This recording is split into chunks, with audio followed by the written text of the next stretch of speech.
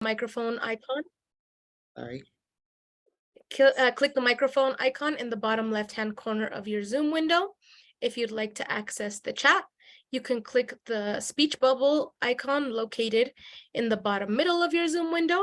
And lastly, if you'd like to access the raise your hand function, you can find it in the bottom right corner by clicking on the smiley face icon. Please keep yourself muted during the meeting unless you are called on.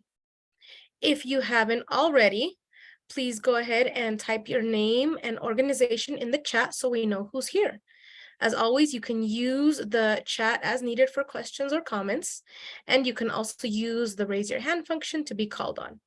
If you're able to, we ask that you keep your camera on as it helps with communication. Now that we've got that out of the way, we're going to hear from the team and do some staff updates. Latoya? Thank you, Diana. My name is Latoya Pranti. For those who don't know me, I'm the Program and Development Manager here at DRMAC. Currently, I'm really excited to see that our volunteer recruiting has amped up a lot. We are really getting a lot of help, so I'm really grateful for that. Thank you all for that support. Also, our outreach has really been a focus and a goal of ours. More now than ever. And I'm really excited to be out in the community a lot more. So if you see us, come say hi. And if you want to pass our information on, that'd be great too. So thank you. Benicia?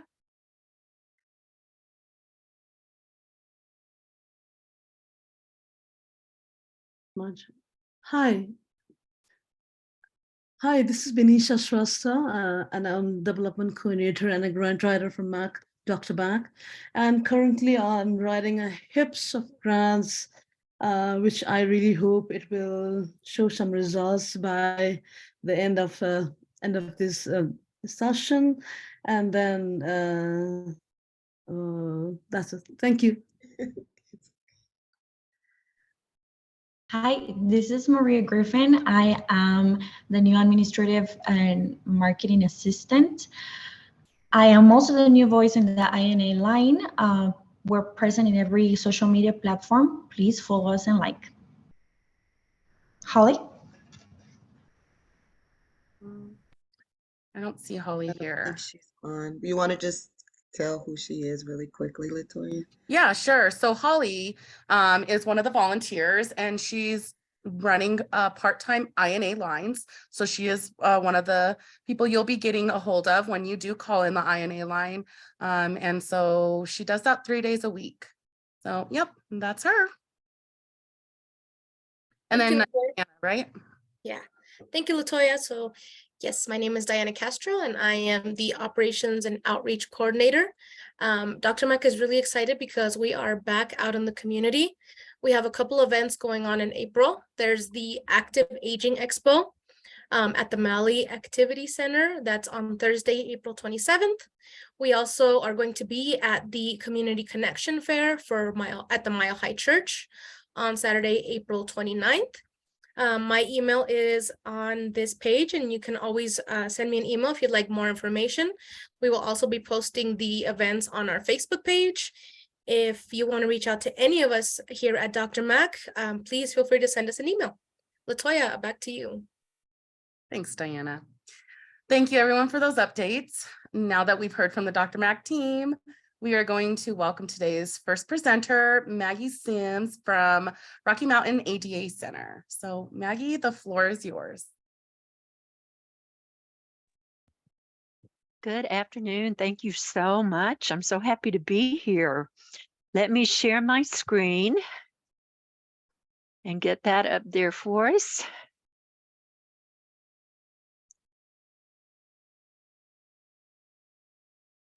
And you should be seeing the presentation. Does that look right? Yes, ma'am, we can see you. Perfect. Well, thank you again. As said, my name is Maggie Sims. I'm with the Rocky Mountain ADA Center. I'm an old timer there. I've been there for 31 years. I think I was, 15 when I started, but if you believe that, whatever. But I am so happy to be here with you today. Thank you so much for inviting us. And just a few things that we always share when we're giving information about the ADA. We are not legal experts in that we are attorneys. And so what we provide is guidance and technical assistance on the Americans with Disabilities Act. We're funded through a grant from the National Institute on Disability, Independent Living, and Rehabilitation Research. And that's where our funding comes from. And as well, there are actually 10 centers across the country that serve their individual regions. We are Region 8, as you can see. We serve Colorado, Montana, North Dakota, South Dakota, Utah, and Wyoming. And by serving, that means that we provide information and guidance and assistance on all aspects of the Americans with Disabilities Act. And if you know anything about it, you know there's a lot to this law. And so we deal with all types of questions and information. And we're also on all venues of social media. So we would love for you to find us and interact with us. You can find us on all of the major ones that are out there. So what we do is we help to interpret the ADA, and we work with all businesses, organizations, government agencies, individuals with disabilities, employers who have rights or responsibilities under the ADA, which is pretty much everybody, if you know, again, much about the ADA. So we work with any and everybody to help understand what the law is. Today, we're going to talk a little bit about etiquette and just disability awareness. And etiquette is barrier removal. That may sound kind of funny, kind of strange, but it's amazing what a difference just knowing some of the basics can do. So what we'll do today, we'll talk about etiquette and best practices when you're interacting with people with disabilities. And we're going to talk a little bit about stereotypes and biases that we don't really realize sometimes that we have, and what a difference that can make. We'll talk about language used regarding people with disabilities and specific disabilities. And we always like to tell people that the answer to every ADA question is, it depends. Because it's so situational so many times. And so flexibility is what we like to call it. We think it's important to know that. And so why is accessibility, why does it matter? Why does access matter to all of us? One of the interesting things about disability is this is an identity that anyone can acquire at any time in their lives, and more than likely will. If not through their own life, it will be through a friend or a child or a parent, where if they're employers, they will encounter disability. So this is the largest minority group in the country and in the world. And again, it's a group that anyone can join at any time. And there's probably many more numbers out there than we really know, because many times people don't want to identify as having a disability, or they don't need to. There are many, many disabilities that we can't see. And so we don't even know who might have a disability and might have need of accommodations or modifications. And so this makes it, I think, helps us understand that the numbers are much greater than what we even think they are. So you never know when you're interacting with somebody with a disability. The other thing too is many people, they have a fear of being stereotyped and or discriminated against. And so many times they just do not identify or let anyone know about that. Plus, you know, there's a lot of underdiagnosed or misdiagnosed disabilities as well. So again, the point of this is to know that there's people with disabilities are all around us, even if we don't know it or think that they're there.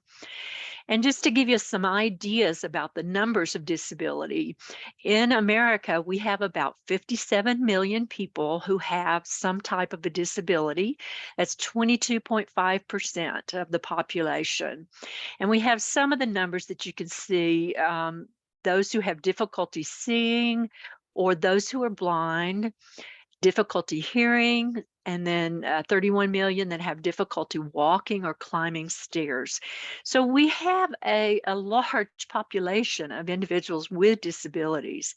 And to put it into even more perspective, in Colorado, we see we have about 368,000 with a cognitive and learning disability, 123,000 who are blind or low vision, 188 have difficulty hearing, 384,000 with difficulty walking or climbing stairs.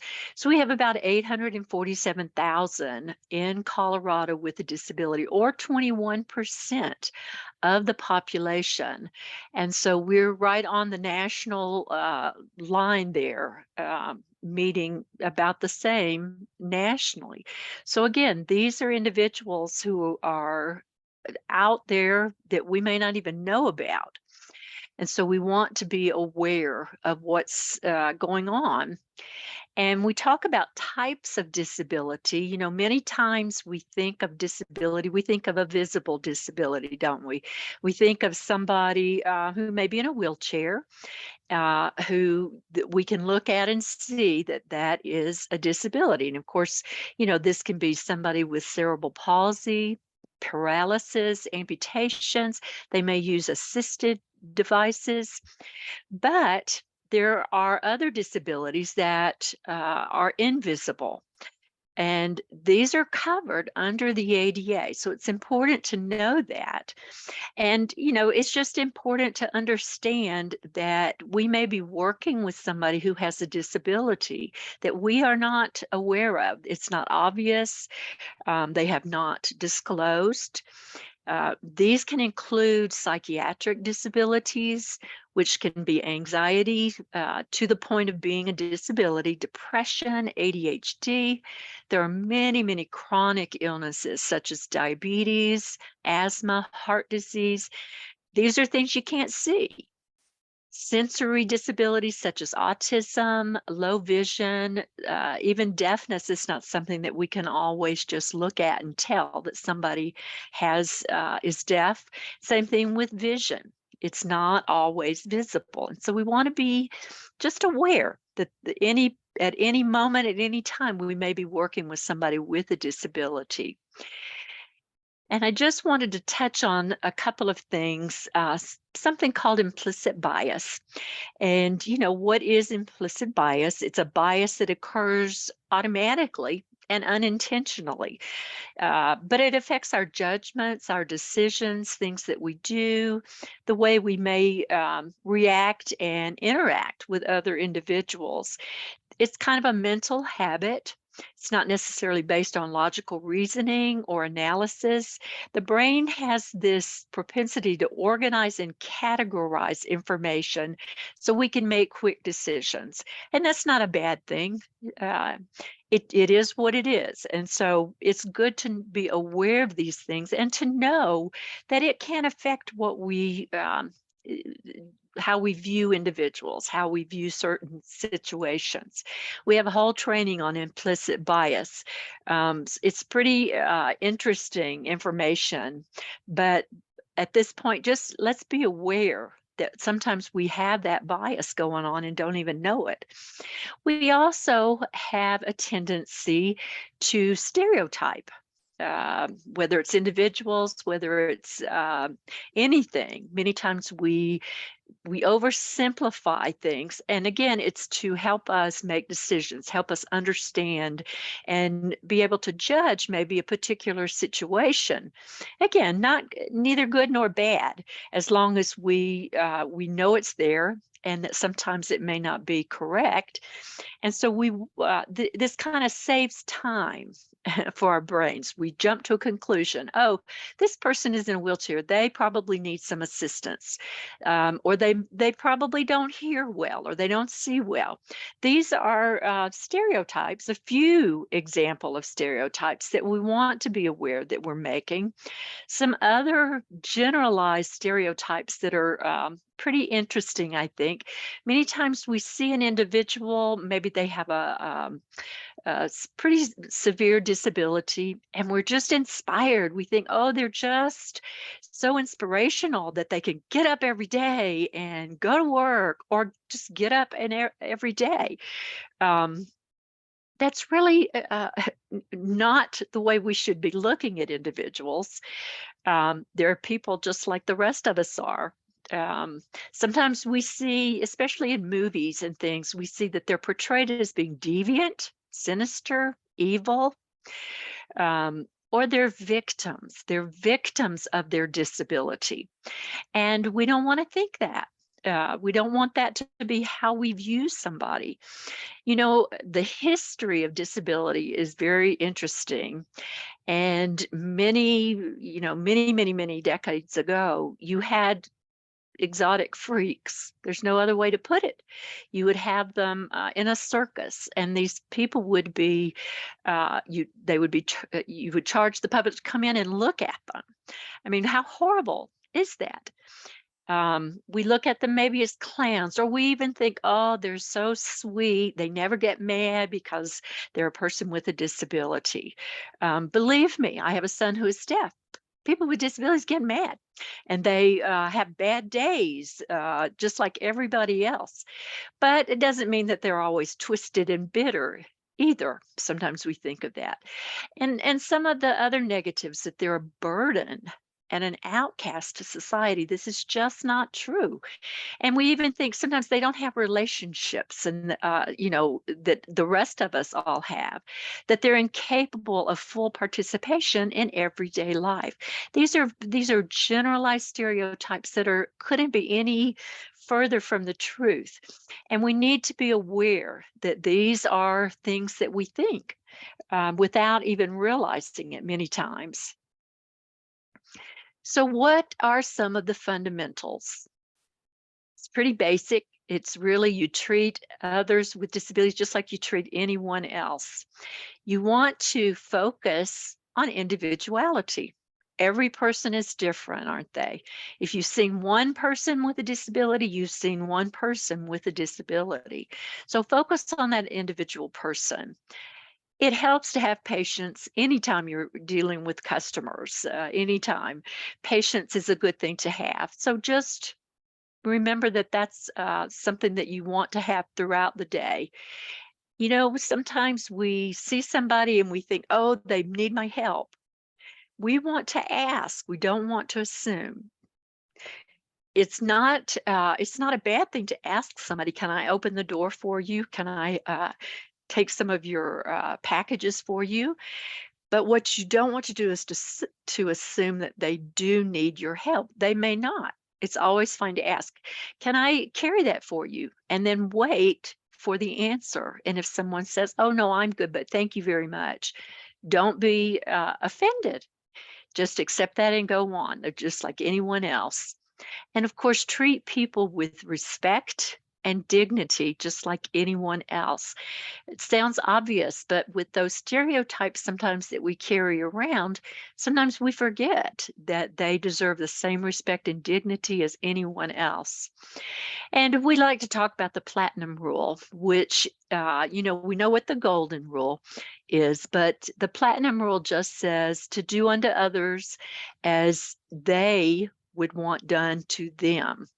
So treat others the way you would want to be treated as well. We want to watch a fun little video.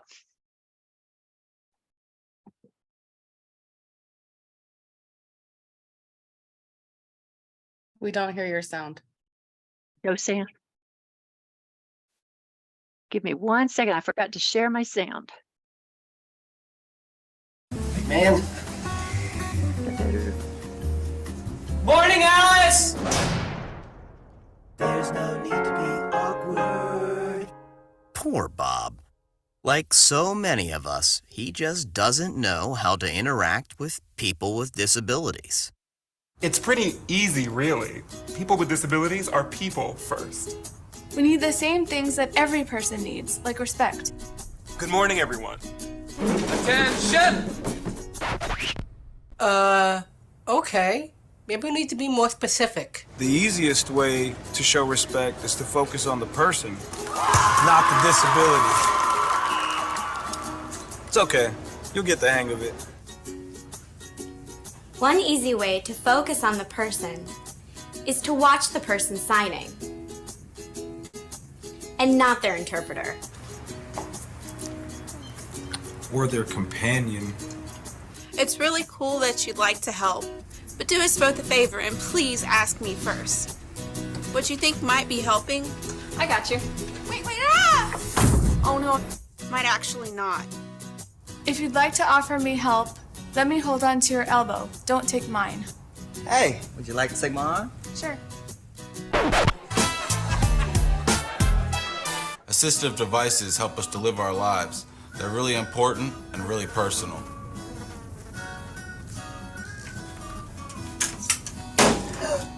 Grabbing them only makes it weird for everyone. What? Please only touch our devices and service animals if we've given you permission. And don't take it personally if I ask you not to. Remember that my service animal helps me all the time. Neither of us would like it if we were separated. Remember, we make our own decisions. We sign documents, vote, volunteer, work, and pay taxes. We get married. So don't underestimate me just because I have a great smile. Just because I'm blind. May I help you? Does not mean I'm deaf. Just because I'm deaf doesn't mean I'm blind. And just because I use a wheelchair doesn't mean that I can't sweep you off your feet. So take a deep breath, relax. We don't bite. Unless we're really hungry. Hello there, ladies. How are you? Hello. And if you're not sure what to do, just ask. Hi. Would you still like to see a menu? No thanks, but can you please read it to me? Sure, definitely. Just treat us the way you would want to be treated, and we'll all be okay.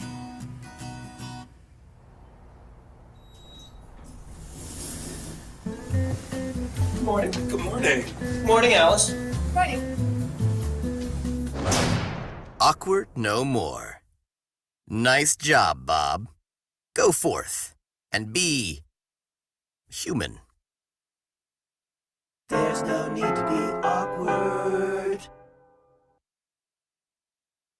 Kind of a fun look at sometimes we feel so uncomfortable about being with someone with a disability. And you know, it's just like being with anyone else. We have to be comfortable. Let's look at now some specific disabilities and kind of how to interact with different disabilities. So let's look at mobility and physical disabilities. And some of this sounds so obvious, but it's not always. And so it's good to know. But when you're talking with somebody who maybe is in a wheelchair, speak directly to that individual, not their companion. Speak to the person. And you might want to kneel or sit in a chair so that you're at face level. It's or a step back, because it's much more comfortable really for both individuals. They're not looking up and you're not looking down. So that's one thing to do. Ask if they would like assistance. If it appears that they could use it, ask them and then wait for them to tell you yes or no. What do they need? No touching or moving their mobility devices without permission. You'd be amazed how many times somebody moves a wheelchair or moves a walker or a cane. And you always want to talk and ask that person first. And remember, touching a person, you know, it's just like anyone else. That's their personal space. And so don't make more assumptions there. Keep ramps and paths clear. And if you can, note where the nearest accessible features are. So if somebody needs to know where the restroom, the accessible restroom is, you'll know where to tell them or to show them. Some language that we really don't want to use anymore is wheelchair bound. confined to a wheelchair, and even the word handicapped. If you think about it, a person in a wheelchair, they're not bound and they're not confined to it. It's their freedom. And so it's kind of a negative thought. Try not to use that. And again, even the word handicapped has gone out of style. We say a person with a disability, and we'll talk more about that as we go. But try, you know, and when we're talking about accessible features, again, the word accessible is more desired than handicapped features.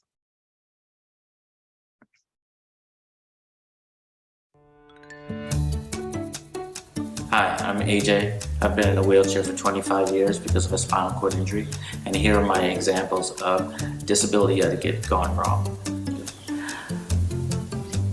I've been in spaces and all of a sudden somebody comes up next to me and puts an umbrella or a cane against my wheelchair because they need something to rest on.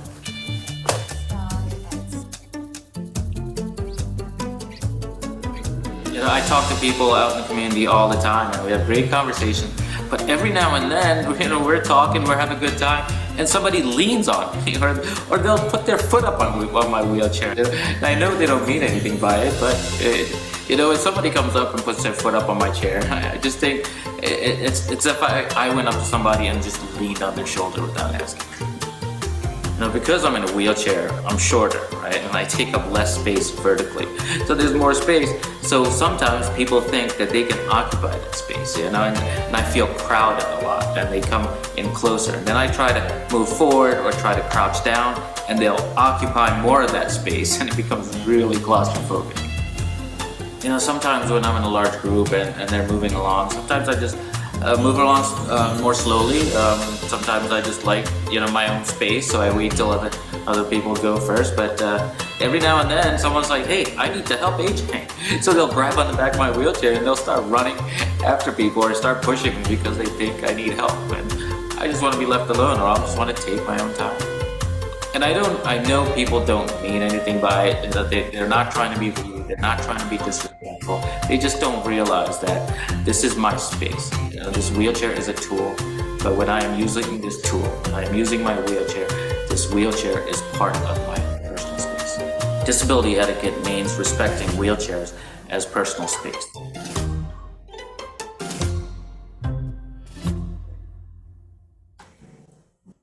Just some things to think about. Let's talk about somebody who may be blind, has low vision, some type of a visual disability. Some interesting information about that is that sometimes we assume that all people who are blind may use Braille. In reality, it's very difficult to learn to use Braille, and many times it depends on when a person loses their sight, whether or not they actually learn to use Braille or not. And so Braille is not only the only thing, alternative information that people may ask for.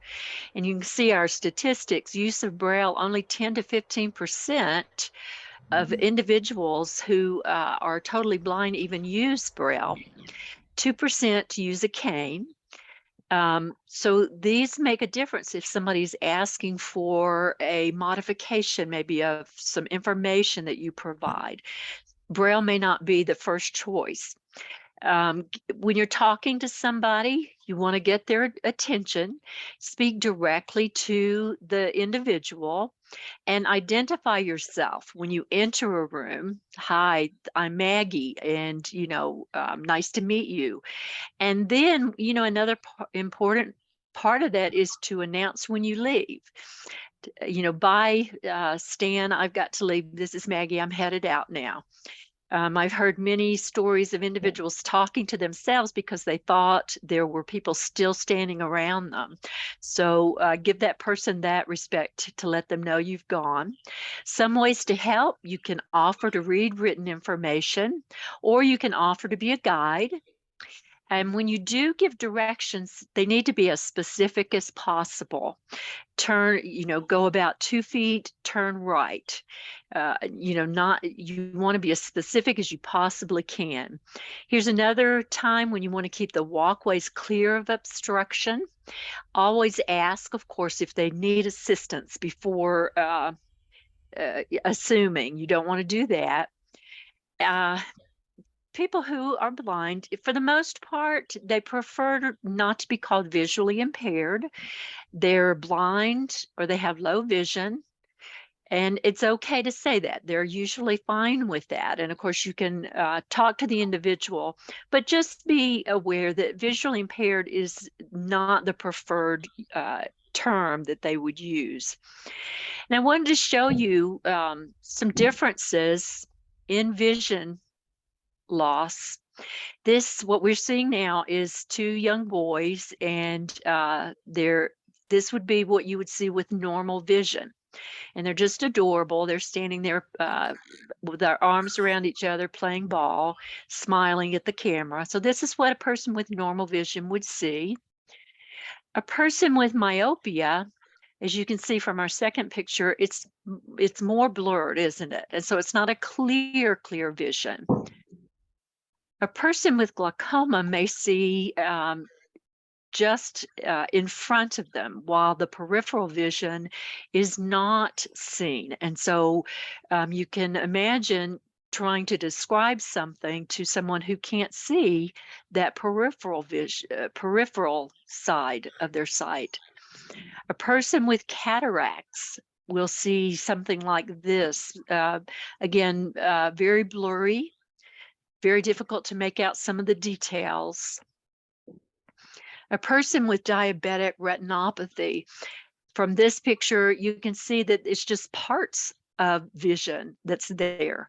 You can't really tell what this picture is if you didn't already know what it was. And so, it's everything is so different. Age-related macular degeneration in this picture, it's blurry, but you cannot see straight ahead. You don't even see the children's faces. And so why is this important? It's important because one person who has vision loss will have a need that may be very different from someone else. And even in trying to explain certain directions or situations to someone, it may make a difference on what type of vision loss that they have. So this is where that patience can come in so handy to understand what what one individual with vision loss may need, another person it's not going to be helpful. This makes a big difference. We talked about sometimes guiding someone. Here's some techniques. First of all, always ask whether the assistance is even wanted. It's amazing. People adapt and they're used to being on their own, but sometimes that assistance can be used. So always ask. Tap the back of your hand against their hand, and basically they will grasp your arm directly above the elbow. This is how the technique is usually done. It isn't that you grab them and take them somewhere. This is not, that is not acceptable. You relax, you walk at a comfortable, normal pace.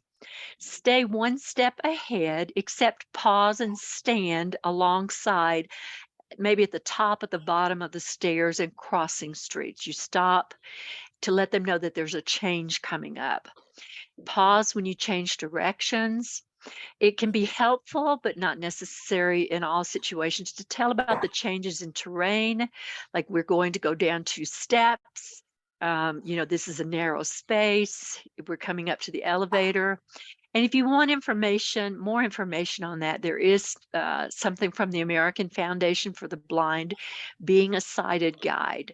So good information to know and to have.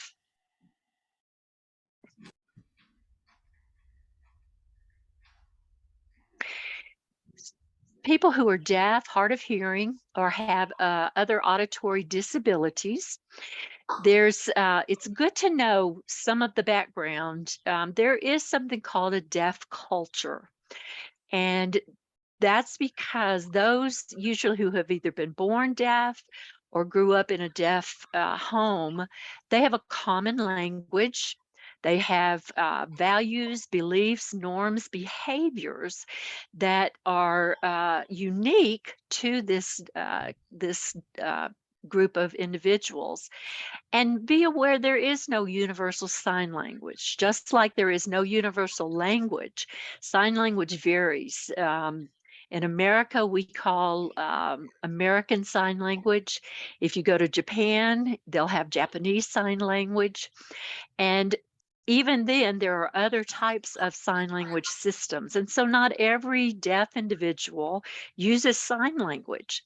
And if they do, it may be something different from American Sign Language. So again, awareness of that will help you understand when somebody requests a particular modification or accommodation, why a sign language interpreter may work for one individual, but large or not large print, but captioning may be the preference of others. It all depends. Most individuals, they use a little bit of everything. They may have hearing aids, they may have cochlear implants, they may rely on lip reading. It's usually a combination of all of the above. When you're talking with somebody who's deaf or hard of hearing, and they are two different things, but you want to speak directly and clearly to the individual, ask them what they prefer. What is your preferred communication? Because it can be very different depending on the situation, depending on the length of the communication and the complexity. Going into a store and asking, where a particular item is going to be different from going to a doctor and asking what the diagnosis is for some tests that you have. So it varies from situation to situation. It's really rude to say something like, if you're working through an interpreter, tell him or tell her, tell that person. You speak directly to the individual, not to the interpreter. It's also rude if you are trying to get across a thought or an idea and you just eventually say, oh, never mind, it's not important. You've just told this individual that they're not important. Hearing impaired is also not the preferred terminology. A person who is deaf, particularly if they're culturally deaf, it's fine. They will tell you, I'm deaf. I'm hard of hearing. So those are the preferred terminology that you would hear or that you would use. So let's watch this on lip reading. So when I was really young, probably kindergarten or first grade, I have a much older brother, and we'd go out to recess, and there was this older guy, he might have been in like 5th or 6th grade, that always used to pick on us, and I didn't really know what to do about it, and I definitely looked up and completely trusted what my dad did. Today we went to a high school and I pet and held many different animals. I was posing for a picture with all of my girlfriends when Anne had them reach over.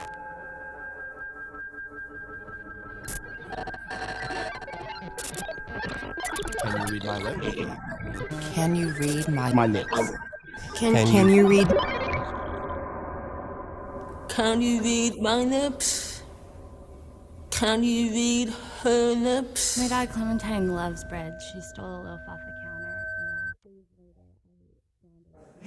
Can you read his lips? I have 2 dogs, one boxer, she's 7.5, and one mixed breed who's 8. I am deaf, but my word. What the is a hearing one. I rely on the visual, not the auditory. The word lip reading implies reading, like reading a book whose text is legible and clear. But the human face isn't a book. and the breathing isn't reading. People mumble, people talk fast enough loudly, people have facial hair like porcupines, lips like sphincters, people cover their mouths, people have accents. But real conversations don't take place in a studio. Growing up, I used to.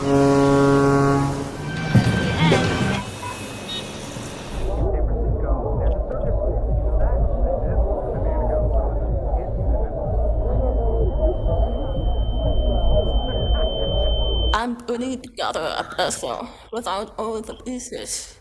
I lock in on your mouth. I try to grasp with one sense information intended for another. There have been times when I've questioned why I even tried to read, to wade through the swamp, when I could just use sign language. Some deaf people choose to do just that.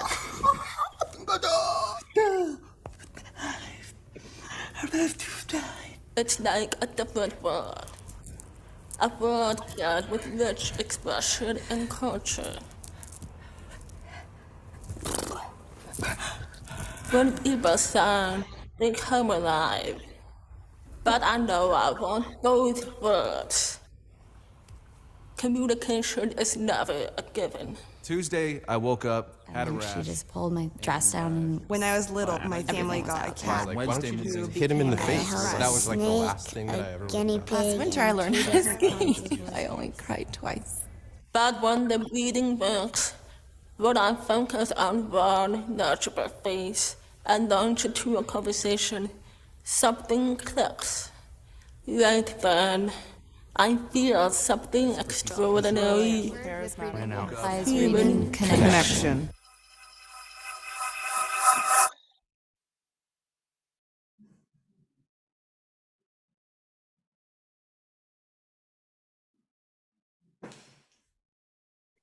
Again, some things to think about. Let's talk about communication disabilities. When you're working with somebody, and a communication disability can actually cover a lot of different things. It can be a person who's deaf. It can be a person who has had traumatic brain injury or has other types of cognitive disabilities that makes it difficult to communicate. But as we mentioned with the other groups, you want to give the person your full attention. Don't interrupt or finish their sentence. Give them the opportunity to finish what they're trying to, the thoughts they're trying to put together. And if you didn't understand what they said, it's okay to ask them to repeat it. You may need to ask them to repeat it maybe in a little different way. To help you understand. And then it's a good idea to repeat back what you heard to verify that that's what they actually did say. It can be helpful to move to a quiet environment, makes a big difference what's going on in the background. And if you still cannot understand, it may be time to suggest some alternative methods of communication. And of course, this can be many things. It can be writing, it can be texting. There's so many things available. The main thing is to let the person know that you're trying to understand and communicate with them as much as possible. When working with individuals who may have cognitive, psychiatric, developmental, and intellectual disabilities, be calm, be patient, listen carefully, speak directly to that individual and not to their companion. And if it's possible, use visuals when you're explaining complex information. Speak clearly and concisely, and try to rephrase metaphors or terminology as much as possible. These can be difficult to understand. Ask summary questions and to ask them summarize back what you think that they meant and give them the opportunity to say yes or no. Some terms that we really don't want to use when we're describing individuals who may have some type of a psychiatric or intellectual disability, crazy, insane, lunatic, hysterical, and even the term low or high functioning. These are all out of date and are really rude to use. People of short stature. There's actually 200 different diagnosed types of growth-related disorders that can cause dwarfism, and they have their own type of stereotypes that you may be aware of. Things to be aware of for yourself is count count on them being able to use equipment at their height, if at all possible. When you're talking with somebody of short stature, you may want to also try to get on their level. You may sit down to make it comfortable for everyone. They may need to use lower telephones, bank counters, urinals, and water fountains. Some of the preferred language, dwarf is considered acceptable. A little person, a person of short stature, midget is not. So we don't want to use that term. And speaking of language, language determines attitudes and perceptions and can make a big difference in how our relationship is with working with somebody. There's definitely some terminology that is just absolutely do not use these terms. And if you think about them, I think you can understand why. Calling somebody an invalid, mongoloid, person is defective, crippled, handicapped, mental retardation, or retarded. That word, it needs to be gone. Sometimes even the term disabled or physically challenged, differently abled, special needs, varied ability, neurodivergent, those are, they're really terminology that tends to not give the person the respect that they deserve. Definitely retarded and even deaf and dumb. We may have heard that. And these are not words that we should have in our vocabulary. They're used to marginalize, they belittle and oppress people with disabilities. And so just think about these things. And I know sometimes we're going, okay, what is it I'm supposed to say? And it's okay to not always know. We've always heard of what's called person first language, and that's been kind of the norm for many years. There's actually, just like language, it is a living being and it changes every day, every year. And even language, when we're working with individuals with disabilities, has changed. Person first language, we've learned about that probably, and that just means we would say a person who is deaf or a person in a wheelchair. It just puts that person in front of the disability so that we don't see the disability first. But there has been some changes. Different disabilities prefer something called identity first language. In particular, persons who have autism or are deaf or blind, they prefer to just be called, hey, I am autistic. I'm an autistic person. I'm deaf. I'm hard of hearing. And so, I know sometimes we think, okay, gosh, again, how do I know how to talk to individuals? It's never bad to use person first language, but you can ask the person, what do you prefer to be called? And, many times we don't even need to use the language anyway. We just call them by their first name, don't we? But be aware that there are some differences in terminology and differences in what people prefer many times. When you encounter somebody with a service animal, you want to speak directly to the animal, to the handler, not the animal, as hard as that may be. Do not head for the dog and start trying to pet them, give them treats. Don't touch the animal without permission. You don't want to distract the animal because it's working. And a moment of distraction can be very dangerous for the handler of that animal. Don't offer the animal any food. Inform the handler if the animal should approach you. There's actually a task that a dog can be trained to do that goes if their handler is in a state of crisis, maybe they're having a seizure, they may go to another individual and try to get that individual to come to the person who is in the crisis. That is a task. And so this just means if the animal left the handler to come to you, let them know. Go see kind of what's going on and go from there. Don't assume that they have bad lives, that they never have fun, they don't get to do anything.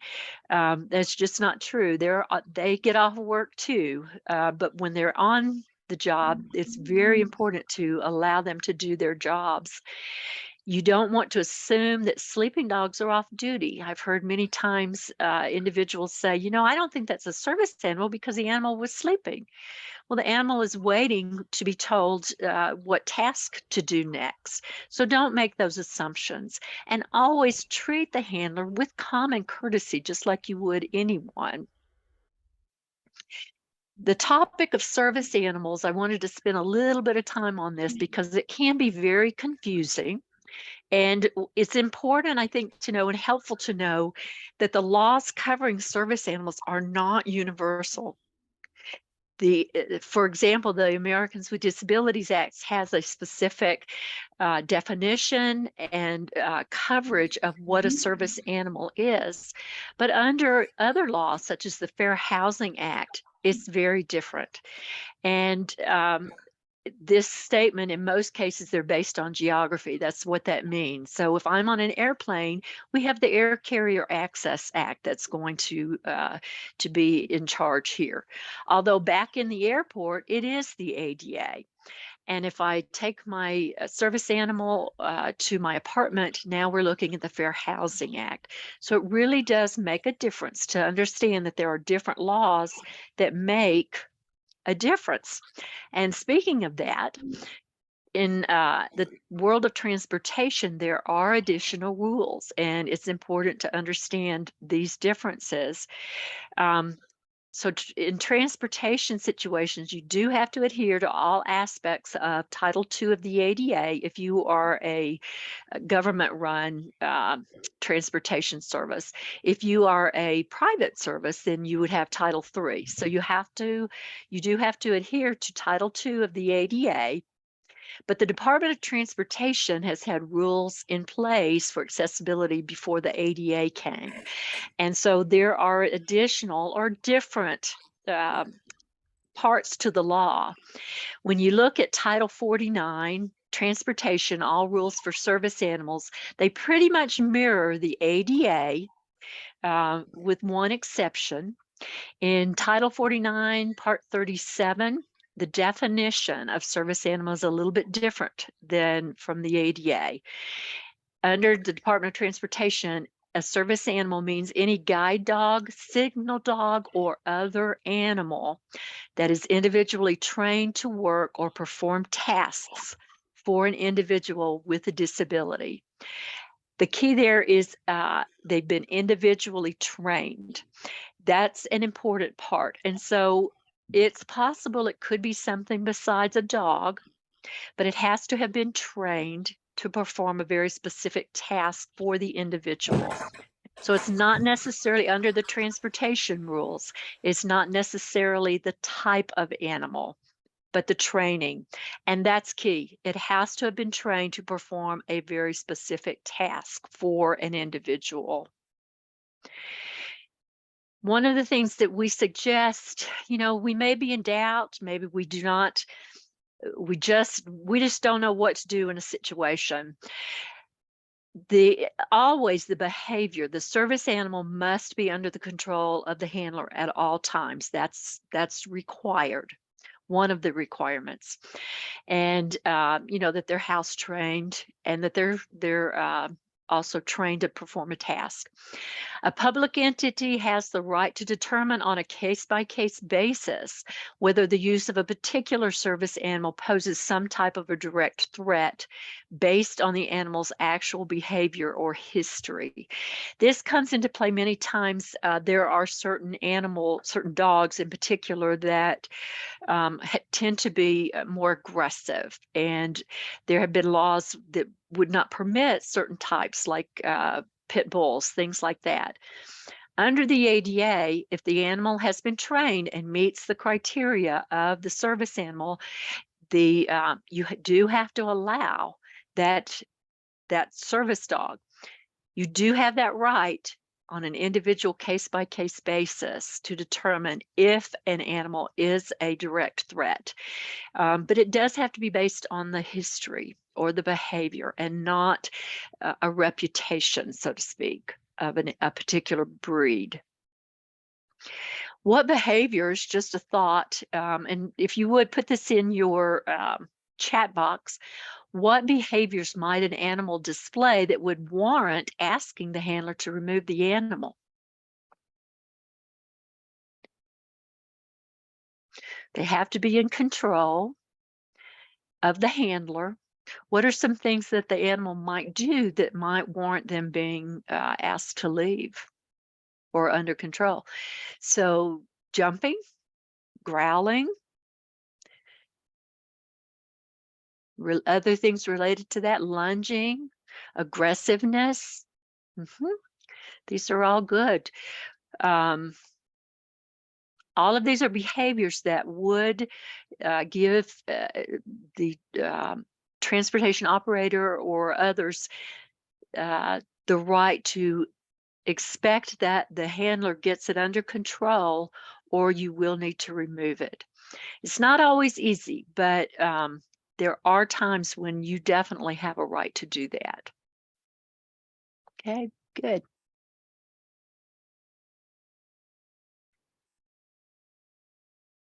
Just an FYI, we do have some resources on service animals, and you can usually you can go to our website and order those.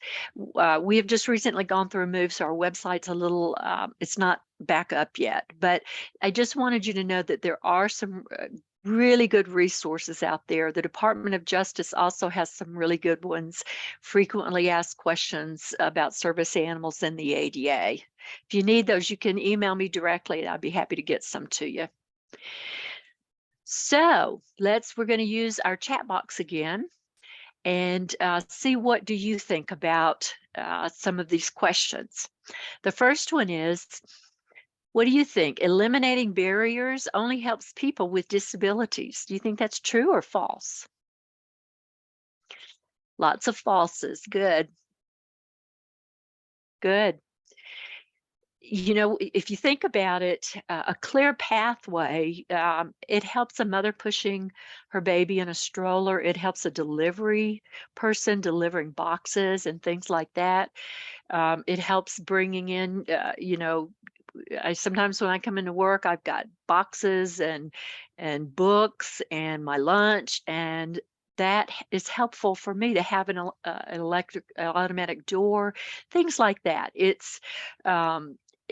helps everybody, doesn't it? Not just somebody with a disability. What about when you first meet somebody who uses a wheelchair? It's most helpful to do 1, 2, 3, or 4.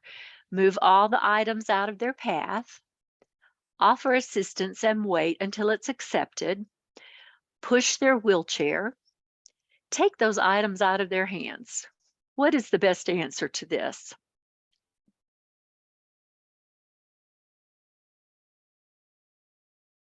Number 2, good.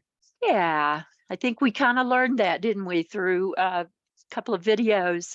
Offer assistance, wait until it's accepted, and don't take offense if they say no thank you. Good. It is considered inappropriate to say, see you later, when talking to somebody who is blind. Do you think that's true or false?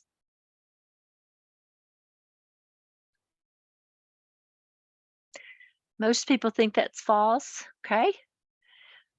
Agreed. You know, you just talk like you talk with anyone else. That's not considered inappropriate. So that would be false. What about saying to somebody in a wheelchair, hey, you want to go for a walk? Is that inappropriate? Yeah. Absolutely. Oh, sorry, went too far. It's just like with my son, many times, my son who is profoundly deaf, many times I have said, Matthew, do you hear what I'm saying? And it has nothing to do, of course, with him understanding my speech, but is he understanding me? It's okay to use these very common terms that we use. Good. It is appropriate to touch or pet a service animal when, number one, their owner is standing still. Number two, you have permission of its owner. Number three, their owner is seated and the animal is resting. 1, 2, or 3. Okay. Awesome. Okay, the answer is number 2. When talking to a person who is deaf or hard of hearing, it is most acceptable to speak to the sign language interpreter. True or false? That would be false, wouldn't it? As we learned. Yep. Good.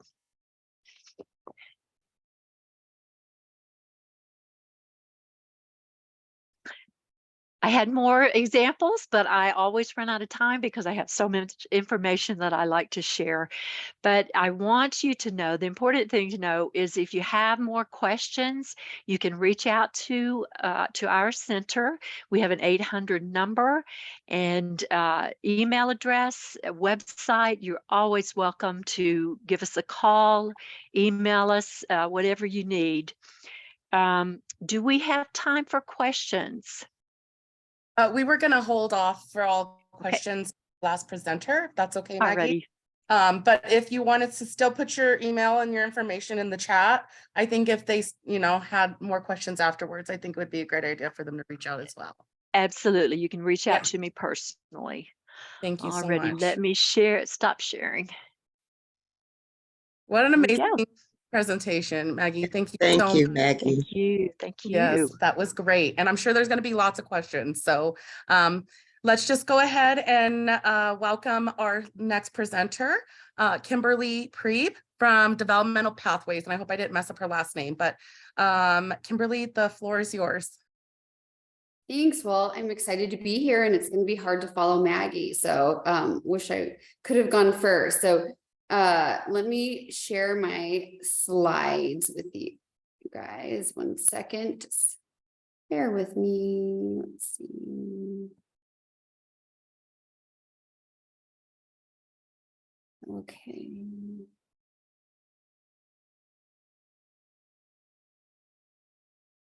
There we go. Can everybody shake their head, a thumbs up if they can see? Okay, great. Well, so Kimberly Priebe, I'm the Douglas County liaison with Developmental Pathways. So what that means is I work between the schools, the Department of Human Services, other nonprofit agencies for individuals in Douglas County that could potentially benefit from our services. So today, I'm going to talk about what is developmental pathways. I'm sure some of you are familiar with developmental pathways, but for those of you that are not, I hope that you find us as a resource for any individuals that you might be working with. I'm going to go over some of our programs and how best to make a referral and answer any questions that you may have. So Developmental Pathways is a community center board. We're one of 20 in Colorado, where individuals with intellectual disabilities or delays can access services. We currently serve Arapahoe, Douglas, and Elbert County, and the city of Aurora. And our mission is to enrich the lives of people with developmental disabilities and delays by partnering to provide expertise, support, and advocacy. So the state of Colorado defines a disability as occurring before the age of 22. And this could be an intellectual disability, it could be a traumatic brain injury, autism, just to name a few. And when we are looking at accepting an individual for services, we're looking at their IQ scores. Is it 70 or below? Or perhaps they would qualify for services based on adaptive testing, and adaptive testing looks at extreme behaviors. Are these behaviors extreme for an age, not typical.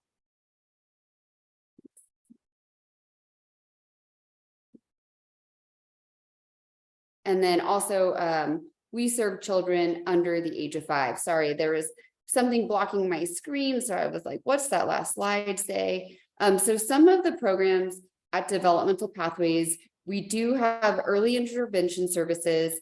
And from my understanding, most everybody here mainly works with adults, but I do want to cover what we have just so you can remember in case you run across someone who might benefit from some of these other services. And then we have a family support services program, community outreach, and then we have our Medicaid home and community-based waivers. And you can look at these programs from easiest to access to most difficult to access or taking longer to access. So the first program that I do want to highlight is our community outreach wait list services program. And I know it is a mouthful, but it is when people are interested in services and they're coming into services, it's a nice buffer while they're waiting for some of those more intensive programs. In community outreach, they have access to a coordinator, they get newsletters, and there is some funding in case something is identified as maybe affecting their health and well-being, they're at risk of, losing housing, there is some supplemental funding. And then they can enroll into a program called Family Support, and it's typically for ages 3 and older. And with Family Support, you are assigned a family support coordinator. There is a wait list of several months, but you would have the option of being in that community outreach program as a buffer while you're waiting for family support.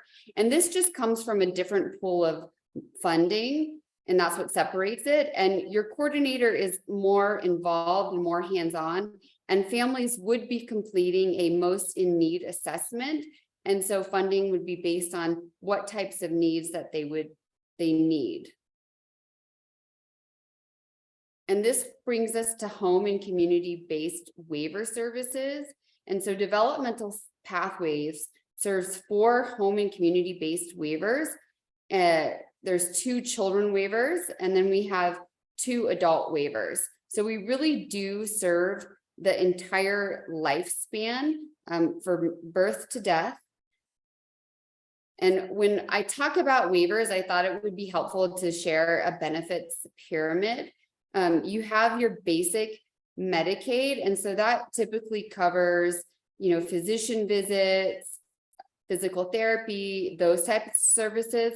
And then above that, you have long-term service and supports, and that is typically like nursing home level of care. And then above that, you have the home and community-based waiver services. So there are actually 10 waivers in the state of Colorado, and just as a reminder, Developmental Pathways serves 4 of those waivers. So we have the CES waiver, that's the Children's Extensive Services waiver, and that is for children under the age of 18 years old. And then we have the CHIRP waiver, Children's Habilitation Residential Program waiver, and that is for children that are at risk of out-of-home placement. And typically those children are involved with multiple systems such as the Department of Human Services and the school district. And then we have the 2 adult waivers, the Supportive Living Services waiver and the Developmental Disability waiver. And I will go into those a little bit deeper. So the Supportive Living Services waiver is really geared towards an individual who's 18 and older, and they really are independent, but they need access to 24/7 support, but really they are pretty independent. They can live on their own in the community, and they just need some services. And so those types of services that are covered under the SLS Medicaid waiver would be assistive technology. There's additional behavioral services beyond what basic Medicaid would cover.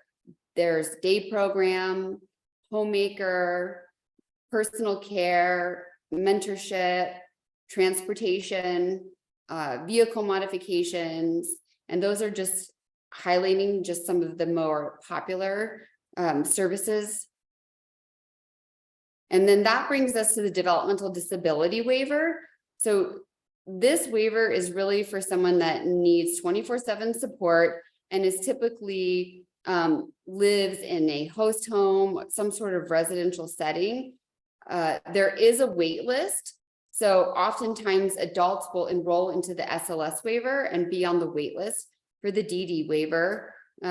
So I always encourage agencies that if you're working with an individual who has a disability, to help them access these services sooner rather than later, just to avoid some of those wait lists or to get on the wait list. So with the developmental disability services, residential is really popular, behavioral, there's day programs. So a lot of similar services that you would see on the SLS waiver. Just one of the biggest differences is just that residential piece. So with referral and enrollment. So what does that look like? If you're working with an individual, you are thinking of them right now or down the road, and you're like, how do I get them started? Where do we go? So what you would do is you can call the case management intake line listed on this slide, or you could email our intake department, which is intake@dpcolo.org, the name of the individual, any caregiver information, your information, and just a summary of needs and diagnosis, and we can really take it from there.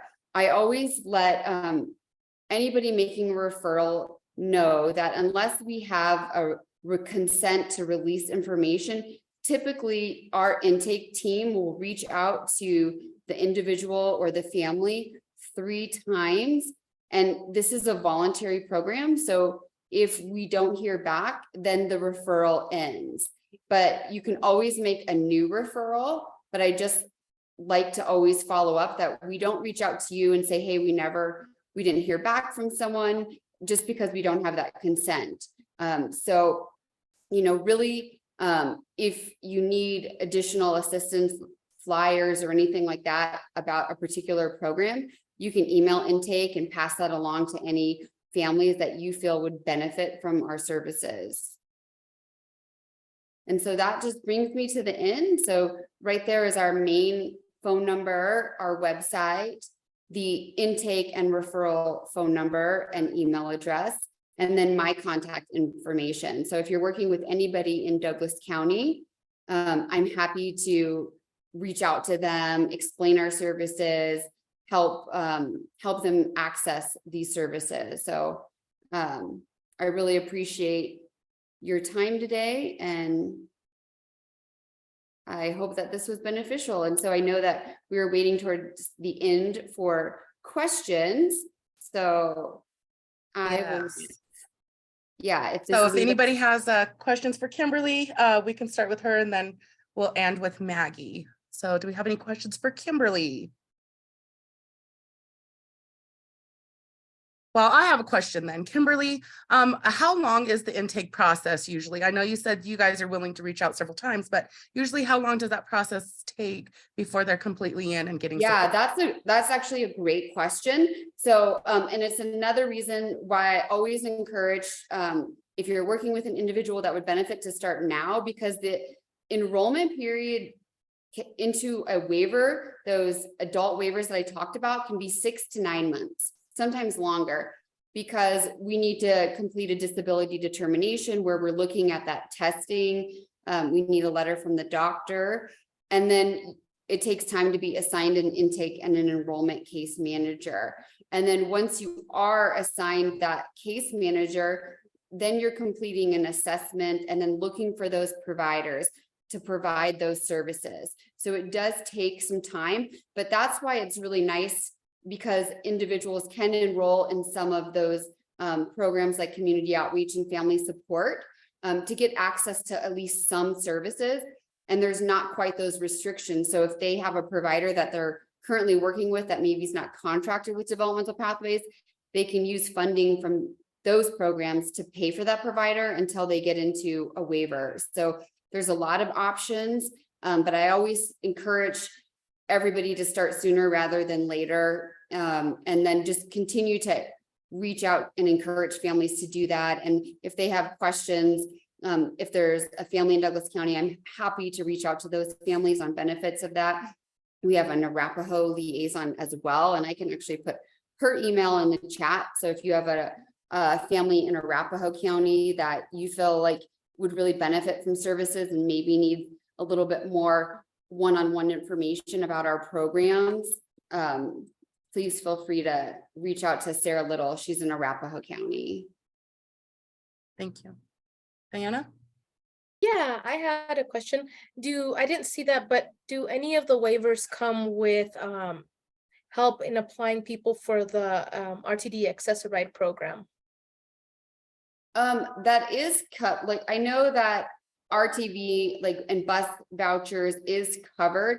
As far as sitting down and applying, we typically don't do that. I think case managers would give some guidance, can pass along an application, and make recommendations on resources in the community where they can get access to help with that. And also, if they are on a waiver and they're going to be adding transportation and they have difficulty filling out, some of these applications, then that's where personal care and mentorship services come into place. So there's lots of options, and everything is really so individualized based on who needs what services. Perfect. Thank you. Appreciate that. Yeah. All right, Maggie? I do have a question, Kimberly. We do a lot of referrals at the ADA Center, and I saw that you have particular counties that you work with. Are there sister organizations, so to speak, that might cover like Colorado Springs, some other areas of the state? Yeah, so there's 20 community center boards in the state of Colorado. And I believe it's TRE that covers Colorado Springs. Okay. And so I don't know if they have the liaison type role. It's a pretty unique specialized role that we have at Developmental Pathways. But I would encourage you to just reach out to them directly for that support. Okay. And I am familiar with the resource exchange, so it's good to know the relationship there. Thank you. Okay, and perfect, because it's, everybody uses their acronyms, and I'm like, I couldn't think of it. I'm like, I know they're TRE, but I cannot think of the resource. Okay, thank you. Thank you. Yeah. Thank you so much. Do we have any more questions for Kimberly before we move on to Maggie, and any questions for her? All right, what about Maggie? Do we have any questions about ADA, service animals? I mean, the list went on and we loved it. So do we have any questions for Maggie? Going once? Twice? I don't have a question, but Maggie, are you familiar with the... Oh, go ahead.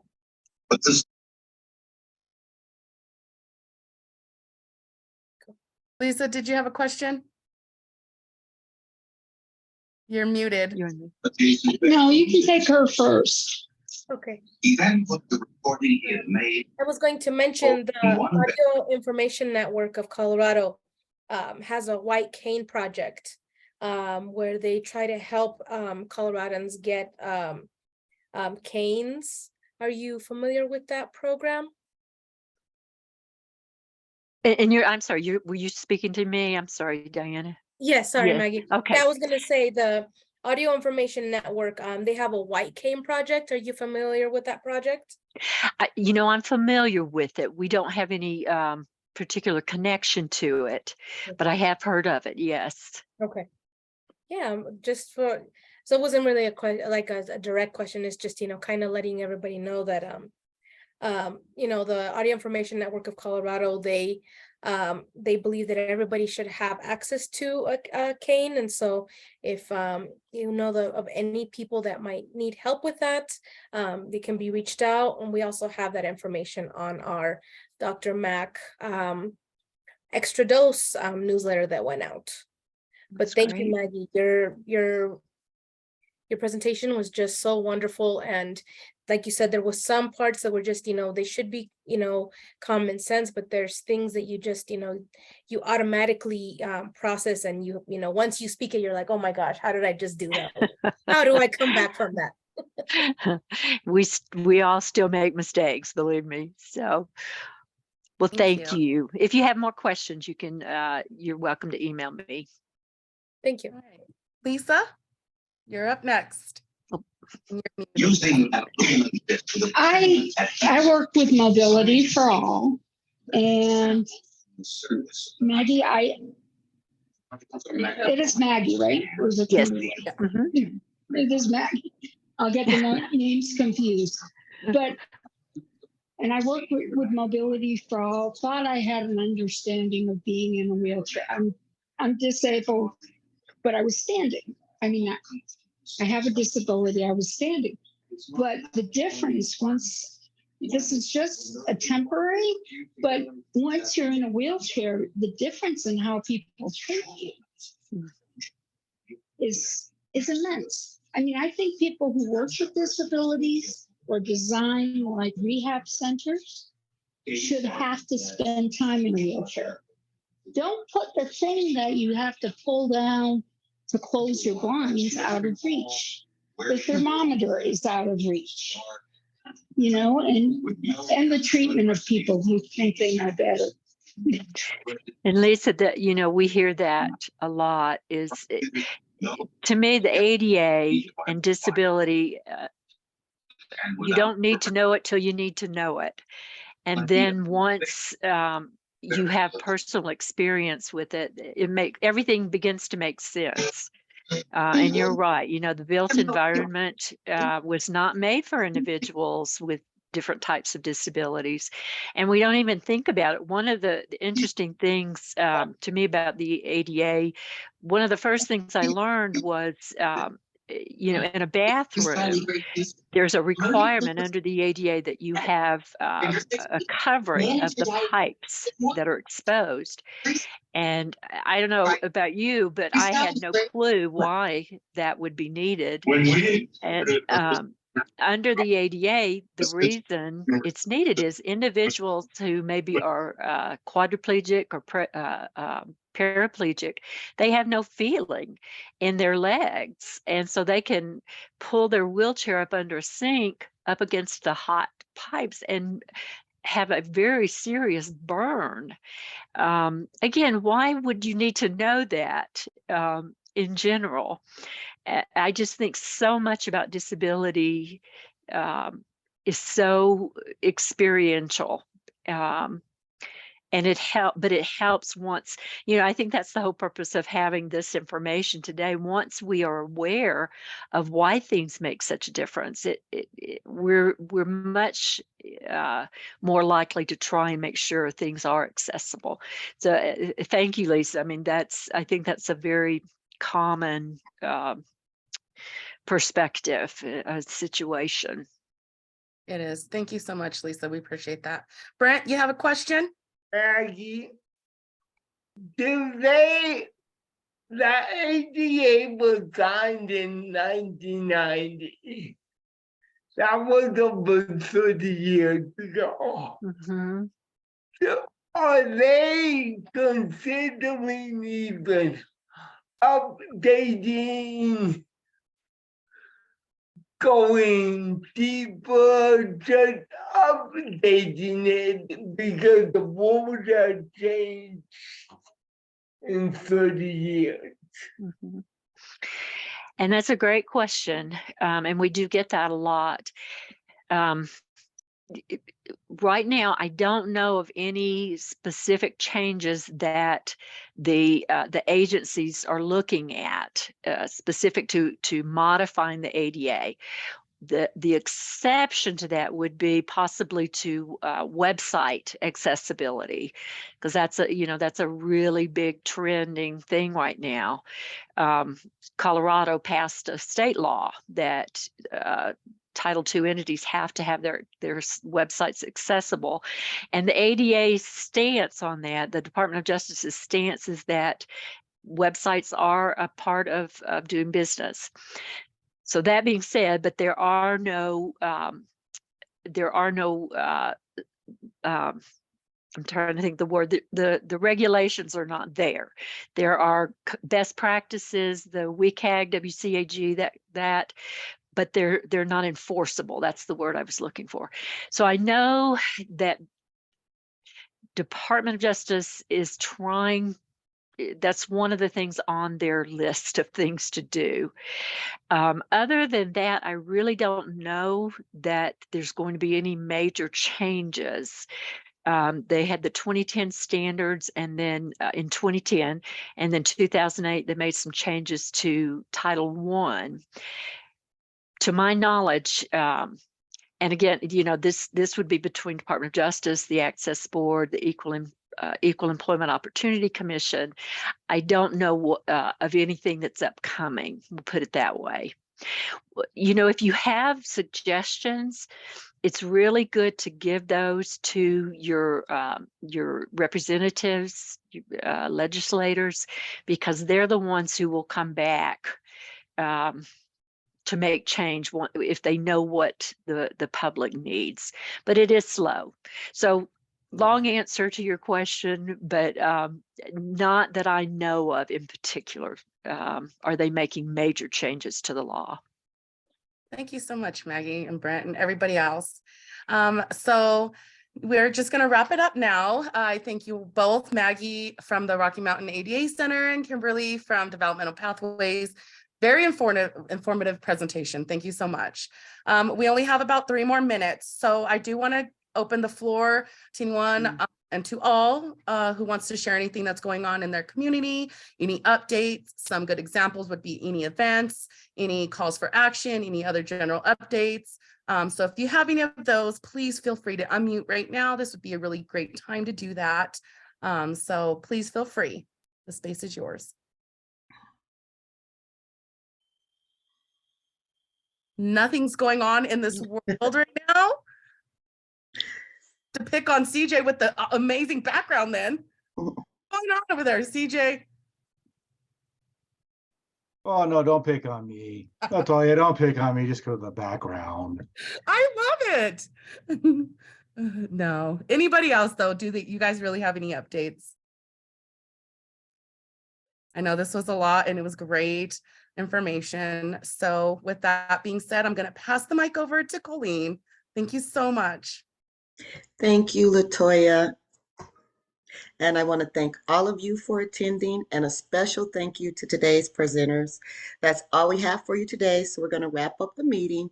We hope to see you all next month for our member meeting on Tuesday, May 2nd from 1:30 to 3 p.m. Enjoy the rest of your day.